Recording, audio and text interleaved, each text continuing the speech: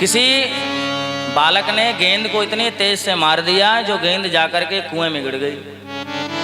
कुएं में जब गिरी तो आकर के बताया भगवान से कि हमारी गेंद तो कुएं में गिर गई है। भगवान ने प्रद्युम्न को भेजा, अनिरुद्ध को भेजा, जाओ देखो जाकर के कुएं में गेंद जो गिरी उसे देखो जाकर के। तो कुएं में गेंद देखने के लिए जब आए तो महाराज एक बहुत बड़ा गिरगिट पड़ा हुआ है। उस गिरगिट पर जैसे ही भगवान ने अपना पादप प्रहार किया है तो गिरगिट देवता के रूप में परिणत हो गया है। भगवान अपने परिकर के साथ हैं। सारी कथाएं कुछ ना कुछ शिक्षा देने लायक हैं। कितना बड़ा परिवार है भगवान का। भगवान के पुत्र प्रद्युम्न और प्रद्युम्न के पुत्र अनिरुद्ध। अनिरुद्ध के महाराज 2 विवाह हुए थे। पहला विवाह जो रुक्मी की नातनी है उसके साथ हुआ और दूसरा विवाह बाणासुर की पुत्री उषा के साथ हुआ है। बहुत कथाएं हैं। तो जैसे ही वो गिरगिट से देवता प्रकट हुआ तो भगवान ने पूछा कि भैया कौन हो आप, इस कुआं में क्या कर रहे हो। उसने अपना परिचय दिया है। नृगो नाम नरेन्द्रोहम इक्ष्वाकुतनय प्रभो दाने स्वाख्यायमानेषु यदि ते कर्णमस्पृशन्। अपना परिचय देते हुए कह रहा है कि भगवान नृगो नाम नरेन्द्रोहम, मैं इक्ष्वाकु वंश का राजा नृग हूं। अगर आपने दानियों में सबसे पहला नाम सुना होगा तो मेरा ही नाम आता है। दानी स्वाख्यायमानेषु, दानियों में सबसे पहला नाम मेरा ही आता है।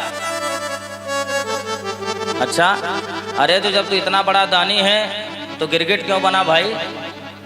बोले महाराज क्या करूं, अपने कर्मों की गति से मैं गिरगिट बना। भगवान ने कहा कि अगर तूने सचमुच बढ़िया से दान दिया होता, इसका मतलब तेरा जो दान था वो 2 नंबर के पैसे का था। बोले नहीं नहीं महाराज, मैंने बहुत अच्छी अच्छी गायों का दान किया है। मैंने जो भी धन दिया है वो सब मेहनत से कमाया हुआ धन मैंने दान किया है। सबसे यावत्यो सिकता भूमिर यावत्यो दिवितारकाः, संसार में जितने कण पड़े हैं कोई कणों को गिन नहीं सकता है, उतनी गायें मैंने दान करी है।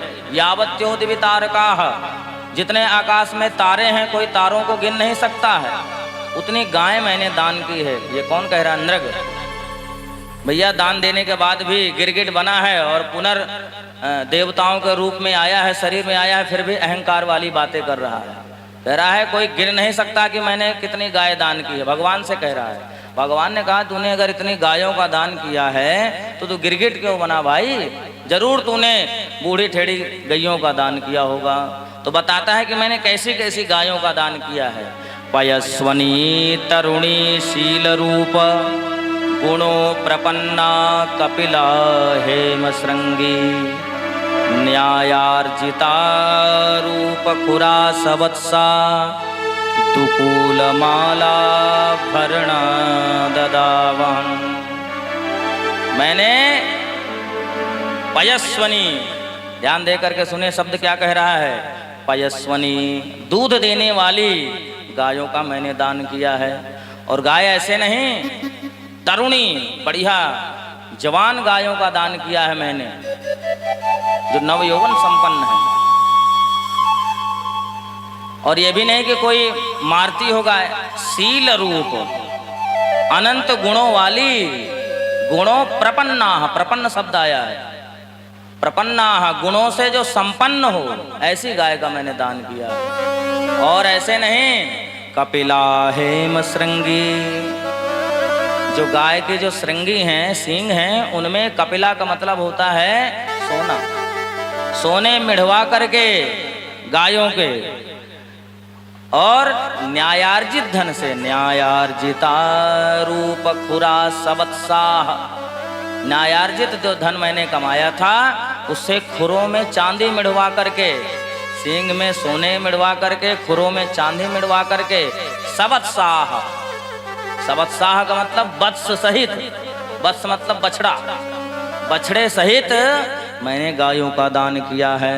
ददा वहन, बढ़िया से दक्षिणा दे करके ब्राह्मण को दान किया।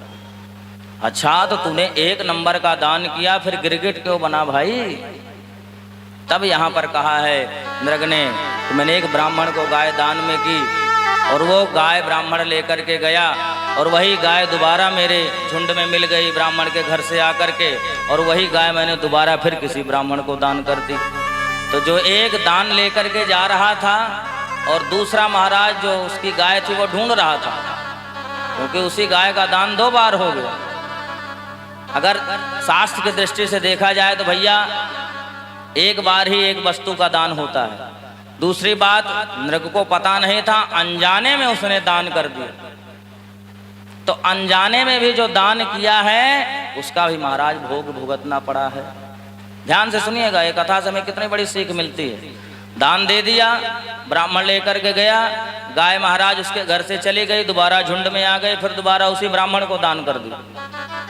वो लेकर के जा रहा, दूसरा कहता अरे चोर कहेंगे तो मेरी गाय लेके जा रहा है। बोले नहीं नहीं, अभी राजा से लेकर के आया हूँ, चलो राजा के पास। दोनों आए राजा के पास, राजा निर्णय नहीं कर पाए। अरे थोड़ा सा अहंकार भी कर दिया, तुमको भी गाय मैंने दी है, तुमको भी गाय मैंने दी है, दूसरे ले जाओ। ब्राह्मण ने कहा हम संतोषी ब्राह्मण 1 बार ही गौदान लेते हैं, बार बार गौदान नहीं लेते हैं। पहले के ब्राह्मण भी ऐसे होते थे कि गौदान महाराज जो ले लेते थे सारे पुण्य यजमान को मिल जाते थे। और गौदान कोई ऐसे नहीं होता है, आजकल कोई गौदान नहीं देता है। गौदान का जो वास्तविक शास्त्रों में वर्णन है कि गौदान कर दिया जाए जो दूध देने वाली हो वत्स सहित, और गौदान देने के बाद 1 वर्ष का भूसा दान कर दिया जाए और उस ब्राह्मण को दी जाए जो ब्राह्मण उस गाय की सेवा करे। ये नहीं कि आपने दान कर दिया और ले जा करके बेच दे। अगर ऐसा दान करते हैं तो वो दान फलीभूत नहीं होता है। इसलिए नहीं दान कर सकते गौ तो गौशाला जाकर के एक गाय को गोद ले लो, उस गाय की सेवा करो, गौशाला में ही रहती है। अरे भैया गौशाला में ही तो रहती है, देखो आप बेची ना जाती हो गाय, क्योंकि आजकल सबसे ज्यादा संकट गायों पर ही आया है। गायों पर सबसे ज्यादा संकट है। ब्राह्मण ने तो अपना अपना बचाव कर लिया, लेकिन ब्राह्मण भी आजकल गौ पालन छोड़ते जा रहे हैं, सब छोड़ते जा रहे हैं। और सत्य बात बताऊं, हमने बचपन में गौ सेवा बहुत की है। अपने गांव में जब हम थे तो गौ सेवा बहुत करते थे। अरे गौ का दूध ऐसा होता है हमारा, बुद्धि को कुशाग्र करके रखता है। बचपन में जिन जिन लोगों ने गाय का दूध पी लिया है बुद्धिमान है महाराज। इसलिए गौ के दूध में वो जादू है, वो अमृत है। आजकल दूध भी कैसे कैसे मिल रहे हैं सब आप जान रहे हैं, मिलावटी, बताने की जरूरत आवश्यकता नहीं है। कैसे कैसे दूध मिल रहे हैं, ओरिजिनल दूध तो मिल ही नहीं रहा है, सारा मिलावटी। मिलावटी सामान हो गया, मिलावटी खाना पीना हो गया, मिलावटी बातें हो गई हैं।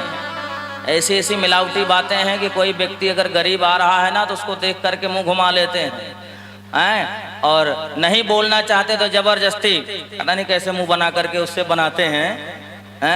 अरे मुस्कुराहट चेहरे में नहीं ना, अंदर से मुस्कुराहट है, उसे देख करके पता नहीं कैसे ऊपर ऊपर से मुस्कुरा लेते हैं। ऊपरी बनावटी है, सब मिलावटी, सब बनावटी। रिश्ते से लेकर के सारे संबंध मिलावटी बनावटी हो गए, खाना पीना सब मिलावटी बनावटी हो गया है। कोई व्यक्ति आएगा तो भले अंदर से बेचारा टेंशन में हो, लेकिन ऊपर से मुस्कुराएगा, पता नहीं कैसे मुंह बनाएगा, ऊपर से ही मुस्कुराएगा, अंदर से चाहे जितना दुखी हो। खोपे बार कम हो जाए बोलो राधे राधे। हाँ, अंदर से चाहे जैसा हो, ऊपर से बड़ा मुस्कुराएगा मुंह बना करके। भगवान ने कहा भैया तूने 1 नंबर का दान किया है तो गिरगिट ही क्यों बना? बोले मैंने बस यही अहंकार थोड़ा सा कर दिया कि तुमको भी गाय मैंने दी है, तुमको भी गाय मैंने दी है। न्याय उनका नहीं कर पाया, मैं अहंकार में बोल दिया। इसलिए भैया गलती से किया हुआ भी कर्म, वो भी ब्राह्मण का, जरूर नरक में जाना पड़ेगा। राजा नृग का जब अंतिम समय आया तो महाराज सबसे पहले यमराज ने पूछा कि बताओ तुम्हारे पुण्य तो बहुत हैं, थोड़ा सा पाप बन गया है, तो पहले बताओ पाप भोगना चाहते हो कि पुण्य? तो बोले जब थोड़ा पाप है तो पहले पाप ही भोग लेता हूँ। तो उसी पाप के प्रताप से आज गिरगिट बनना पड़ा और भगवान के पाद प्रहार से कल्याण हो गया। नृग जी ने भाई इतने बड़े बड़े दान किए हैं तो उनका कल्याण तो होके ही रहेगा। इसलिए जो भी धर्म आदि, जो भी कथाएं हो या कुछ भी हो, गौशाला हो, जहां भी आप मंदिर में जाएं, दान आदि जरूर करना चाहिए। भैया दान भी एक धर्म है। दान धर्मान मोक्ष धर्मान स्त्री धर्मान विभागशः, सब अलग अलग धर्म हैं, लेकिन दान भी महाराज धर्म है। हमने किसी से दान तो मांगा नहीं, हम तो अपने ठाकुर जी से मांगते हैं, हम किसी से क्यों मांगे? अरे संसार जिससे इस जगन्नाथ से जो जगत पसार के मांग रहा है, हम उससे मांगेंगे, हम जगत से क्या मांगेंगे हैं? लेकिन दान करना चाहिए। दान से ही धर्म बनेगा और धर्म से ही आपका कल्याण होगा। इसलिए ब्राह्मण का धन हरण करने वाला नरक का गामी होता है। स्वरदत्ताम वरदत्ताम वा ब्रह्मवृत्ति हरेच्छया 60 वर्ष सहस्राणि विष्टायाम जायते क्रमे। ब्राह्मण का हरण करने वाला व्यक्ति चाहे महाराज जाने में हो चाहे अनजाने में हो, स्वरदत्ताम वरदत्ताम वा ब्रह्मवृत्ति हरेच्छया, वृत्ति मतलब पैसा, जिसने भी कुछ भी जमीन जायदाद जो भी हरण की है, 60 वर्ष सहस्राणि 60,000 वर्ष उसे विष्टा का कीड़ा बनना पड़ता है। विष्टायाम जायते क्रमिः, जाने अनजाने में भी आपने अगर ब्राह्मण का धन हरण कर लिया है तो आपको विष्टा का कीड़ा अवश्य बनना पड़ेगा। इस कथा से हमें ये सीख मिलती है।